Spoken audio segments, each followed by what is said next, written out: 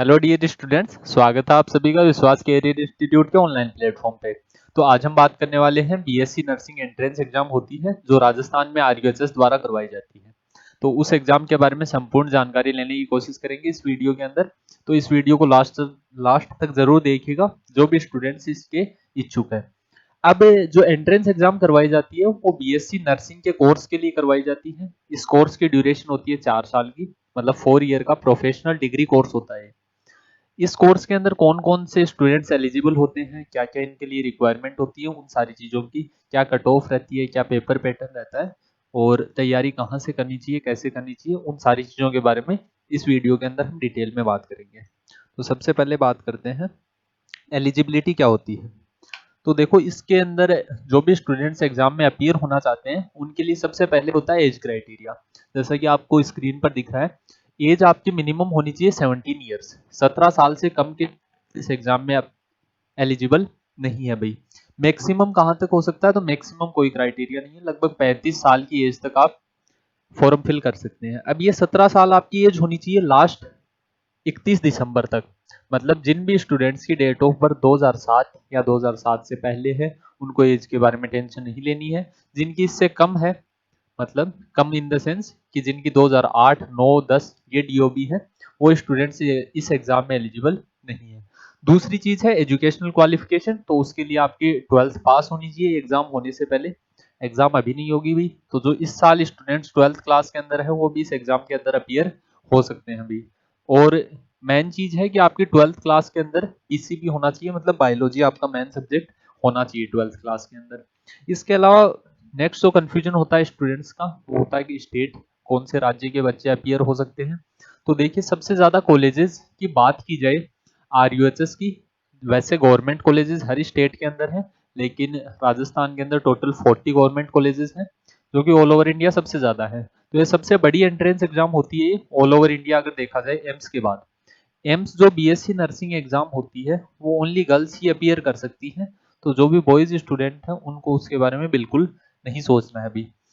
State मतलब 15% कोटा रहता है बाहर के, मतलब जो भी यूपी, हरियाणा, बिहार, एमपी, इन राज्यों के बच्चे भी अगर एग्जाम देना चाहते हैं तो वो एग्जाम के अंदर अपीयर हो सकते हैं। उनका एक फिक्स कोटा है, 15% से ज्यादा सीटें उनको नहीं मिलेंगी और उससे भी कम अगर वो स्टूडेंट्स रहते हैं तो वो सीटें भी राजस्थान के स्टूडेंट्स द्वारा ही फिल की जाती है। नेक्स्ट चीज है डॉक्यूमेंट्स की क्या क्या रिक्वायरमेंट होती है। तो अगर आप राजस्थान के स्टूडेंट हैं तो आपको मूल निवास प्रमाण पत्र चाहिए, जाति प्रमाण पत्र चाहिए। इसके अलावा वही नॉर्मल डॉक्यूमेंट्स चाहिए कि आपको फॉर्म फिलिंग के लिए जो नोटिफिकेशन आएगी एग्जाम की उसके अंदर स्पेसिफाइड होंगे, जैसे कि 10th की मार्कशीट जो आपकी डीओबी की वेरिफिकेशन के लिए होती है। इसके अलावा आधार कार्ड, फोटो, सिग्नेचर, वो सारी चीजें रहेंगी। नेक्स्ट इसके बाद बात करते हैं मैम कि एग्जाम पैटर्न क्या रहता है। तो पेपर पैटर्न में पहली चीज तो सिलेबस ओनली 12th क्लास का आता है अभी। इसके अंदर जो आपका कंप्लीट सिलेबस रहेगा आरयूएचएस एंट्रेंस एग्जाम के अंदर, देखो ये एंट्रेंस एग्जाम किस लिए करवाई जा रही है कि एक काउंसलिंग होगी, सबसे पहले ये एग्जाम होती है, इसकी कोई कट ऑफ वगैरह कुछ नहीं आता अभी सबसे पहले। उसके बाद इसकी काउंसलिंग होती है। पहले ये होता था कि प्राइवेट कॉलेजेस में 50% सीटें इस एंट्रेंस एग्जाम के थ्रू होती थी और 50% डोनेशन के थ्रू होती थी। फिलहाल आज के दिन जो भी आरयूएचएस के अंडर एफिलिएटेड कॉलेजेस हैं उन सभी के अंदर, प्राइवेट कॉलेजेस हों चाहे गवर्नमेंट कॉलेजेस हों, दोनों के अंदर इसी एंट्रेंस एग्जाम के थ्रू एंट्री होती है अभी। इन्फॉर्मेशंस कुछ ज़्यादा हो गई हैं, आराम से सुनते जाओ भी तसल्ली से। सारी बातें आपके लिए इंपॉर्टेंट है, वीडियो को स्किप मत करना बिल्कुल भी। इसके अलावा 12th का ही सिलेबस आता है ओनली, अपने ही स्टेट में ऐसा है कि ओनली 12th सिलेबस आता है। बाकी आप एम्स नर्सिंग की बात कर लें चाहे यूपी में जो एंट्रेंस एग्जाम होती है उसकी बात कर लें, वहाँ 11th और 12th दोनों का सिलेबस आता है। तो सिलेबस के अंदर क्या क्या आएगा भी, सबसे पहले फिजिक्स रहेगी 33 नंबर की, उसके बाद chemistry 33 marks, biology 34 number. Total paper कितने नंबर का होगा, 100 नंबर का। टाइमिंग कितनी होगी, टोटल 2 घंटे का टाइम मिलेगा आपको, मतलब 120 मिनट मिलेंगे 100 सवाल करने के लिए। नेक्स्ट, नेगेटिव मार्किंग नहीं होती अभी, ये दूसरा प्लस पॉइंट है कि बिल्कुल भी नेगेटिव मार्किंग नहीं है, तो उसके बारे में तो आपको टेंशन ही नहीं लेनी है। तो ये सारी चीजें समझ में आ गई होंगी भी।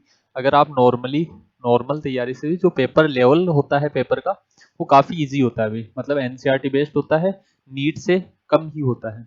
तो अगर आपने अभी तक भी कुछ नहीं पढ़ा है तो अभी भी अगर आप प्रिपरेशन स्टार्ट करते हो और ढंग से बचे हुए टाइम में पढ़ते हो तो आपका इस एग्जाम के अंदर सिलेक्शन हो सकता है। बस कंडीशन ये है, आपको 12th के कंप्लीट जो स्टडी मटेरियल है उसको एक बार गो थ्रू करना होगा। और एक पैटर्न है इस एग्जाम का, मतलब अभी तक आपने 12th तक सब कुछ थ्योरेटिकल फॉर्मेट में पढ़ा हुआ होता है।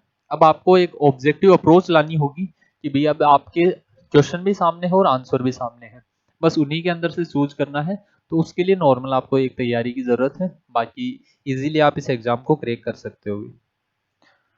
नेक्स्ट एग्जाम प्रोसेस क्या होगी, कब फॉर्म फिल किए जाएंगे, तो फॉर्म पिछली बार मई में फिल किए गए थे, इस बार हो सकता है थोड़ा जल्दी फॉर्म फिल कर दिए जाए, क्योंकि जो गाइडलाइन आई है उसके अकॉर्डिंग ये है कि 15 जून से पहले पहले एग्जाम्स कंप्लीट हो जानी चाहिए भाई। जितने भी स्टेट्स हैं उनके एंट्रेंस एग्जाम 15 जून से पहले हो जानी चाहिए, डेट अभी तक नहीं आई है। तो एग्जाम फॉर्म के बारे में मैंने बता दिया है। बाकी यूट्यूब चैनल है विश्वास नर्सिंग इंस्टीट्यूट, उसको जरूर सब्सक्राइब कर लेना। जितनी भी नोटिफिकेशन होंगे आगे की एग्जाम फॉर्म से रिलेटेड, कब एग्जाम फॉर्म स्टार्ट होने हैं, कैसे फिल करने हैं, वो सारी आपको वहां पर मिलती रहेंगी। इसके अलावा टेलीग्राम चैनल है सेम, डिस्क्रिप्शन के अंदर आपको सभी के लिंक मिल जाएंगे। एग्जाम डेट है, एग्जाम डेट अभी फिक्स नहीं है भाई, एग्जाम होनी है आपकी जून मंथ के अंदर है, तो उसके अकॉर्डिंग आपको प्रिपरेशन करनी है अभी अपनी। नेक्स्ट कट ऑफ क्या रहने वाली है, देखो कट ऑफ को पहले डिसाइड नहीं किया जा सकता। कट ऑफ कई पैरामीटर्स पर डिपेंड करती है, कितने बच्चों ने फॉर्म फिल किया है, कितने बच्चों ने एग्जाम में अपीयर किया है, पेपर का लेवल क्या था, डिफिकल्टी लेवल कितना था, क्या था। अभी तक पेपर इजी आते हुए आए हैं, अब धीरे धीरे कंपटीशन बढ़ता जा रहा है, अभी तक जागरूकता कम थी भी, मैक्सिमम जो स्टूडेंट्स थे वो नीट की तरफ भागते थे। अब जो नेक्स्ट ऑप्शन होता है नीट के बाद वो बीएससी नर्सिंग होता है, तो इसको आपको सीरियसली लेना है। जो स्टूडेंट्स थोड़े बहुत वीक रहे हैं स्टडीज में, वो भी इस कम समय के अंदर इस टाइम को यूटिलाइज कर सकते हैं। और जो 12th क्लास के अंदर अभी अपियरिंग है, जिनकी अभी बोर्ड एग्जाम आने वाली है, वो बोर्ड एग्जाम देते ही इसके एग्जाम की प्रिपरेशन में लग जाना है। आपने थ्योरी अभी ताज़ा ताज़ा पढ़ी है, तो वो सारे कंसेप्ट आपके दिमाग में हैं, बस आपको प्रैक्टिस करनी है ज़्यादा से ज़्यादा।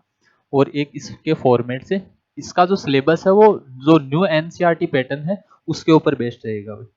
कट ऑफ मैं बता देता हूँ, पिछली साल की कट ऑफ 100 नंबर का टोटल पेपर होता है, तो प्रीवियस ईयर्स में अगर कट ऑफ देखी जाए तो जस्ट अभी इस बार लगभग 65 से 70 के बीच में कट ऑफ रहती है जनरल ओबीसी के लिए।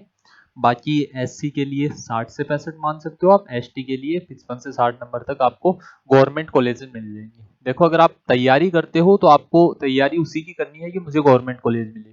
टोटल 40 गवर्नमेंट कॉलेजेस हैं।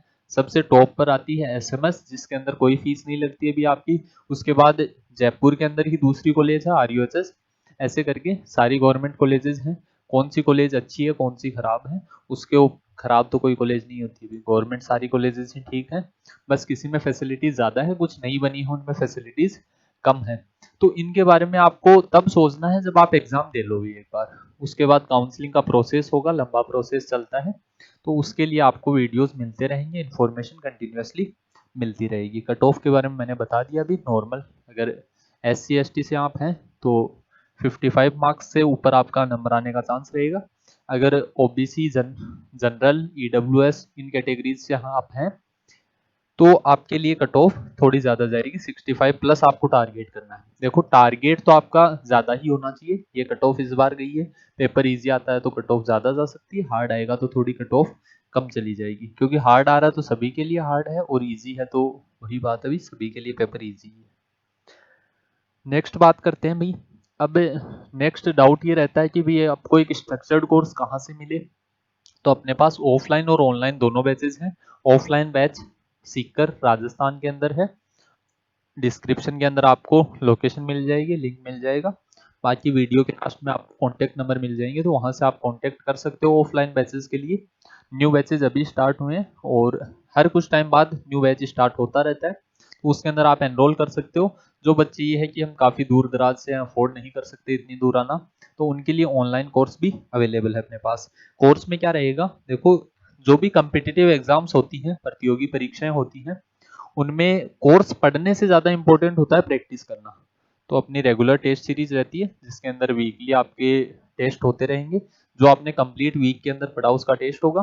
फर्स्ट टाइम सिलेबस के अंदर जैसे ही रिवीजन स्टार्ट होता है फुल लेंथ टेस्ट आपके स्टार्ट हो जाएंगे। तो बाकी जो भी इंफॉर्मेशन आपको चाहिए तो कॉन्टैक्ट नंबर है, हेल्पलाइन नंबर है, उनके ऊपर आप कॉन्टैक्ट कर सकते हो भी। आपको तीनों कोर्सेज के लिए फिजिक्स, केमिस्ट्री और बायोलॉजी के लिए एक्सपीरियंस फैकल्टी द्वारा, ये मैं ऑनलाइन के लिए और ऑफलाइन दोनों के लिए बता रहा हूँ भाई, वीडियो लेक्चर्स प्रोवाइड किए जाएंगे ऑनलाइन के अंदर। ऑफलाइन के अंदर तो आपका सब कुछ वही होता है भी, डाउट सेशन वगैरह सब कुछ ऑर्गेनाइज किया जाता है। तो ऑफलाइन के अंदर आप पहुंच सकते हो तो उससे बेस्ट तो कुछ नहीं है, क्योंकि उसके अंदर आप, एक होता है कि भाई आपकी कोई डिस्ट्रैक्शन ही नहीं है, 3 घंटे आप पढ़ रहे हो, 4 घंटे आप पढ़ रहे हो, अगर एग्जाम जल्दी होता है तो क्लासेस का टाइम बढ़ा दिया जाएगा। तो वहाँ सारी चीज़ें आप फेस टू फेस कांटेक्ट कर सकते हो।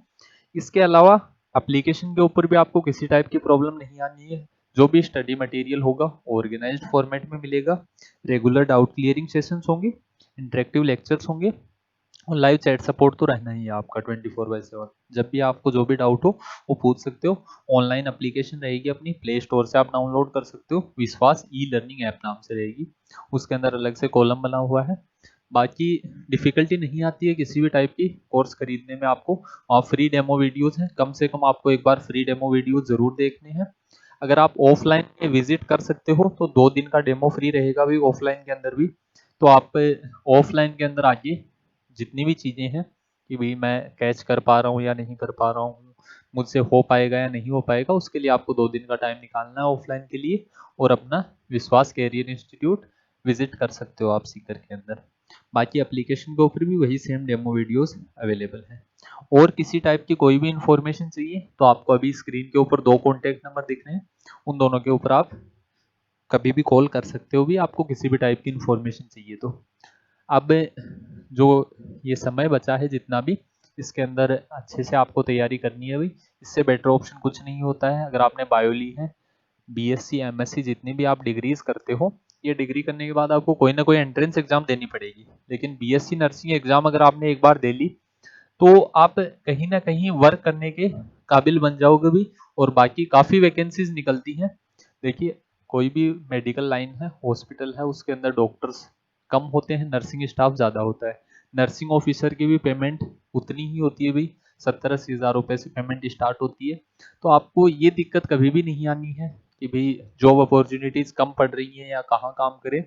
आपके पास जॉब अपॉर्चुनिटीज काफ़ी रहेंगी। जितनी अच्छी कॉलेज से आप बीएससी नर्सिंग करोगे उतना ही आपका एनवायरनमेंट रहेगा, वैसा ही नेटवर्क बनेगा, और आगे से आगे आप उस फील्ड के अंदर ग्रोथ कर सकते हो भी। आपका अगर विचार हो बीएससी नर्सिंग के बारे में थोड़ा बहुत भी, तो इस वीडियो से उम्मीद है आप सभी को कुछ ना कुछ हेल्प मिली होगी भी। बाकी कोर्स के डिस्क्रिप्शन के अंदर लिंक दिए हुए हैं, ऑफलाइन के अंदर आप विजिट कर सकते हो। एक बार आपको डेमो वीडियो जरूर देखने हैं। अभी आज के लिए इस वीडियो में इतना ही। धन्यवाद।